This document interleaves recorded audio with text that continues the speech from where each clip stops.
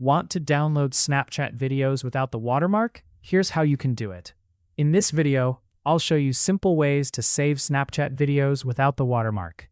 Let's get started. First, you can save videos directly from your memories.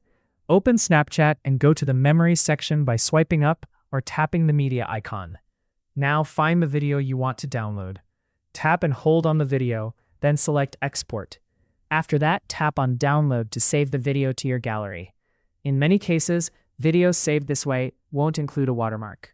Another method you can try is using your phone's screen recording feature. Simply play the video you want to save and start screen recording.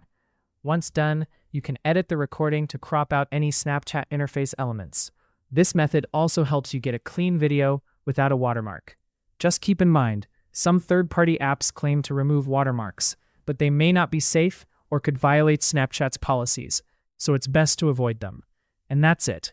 Those are the easiest ways to download Snapchat videos without a watermark. If you found this helpful, don't forget to like, subscribe, and check out more tutorials.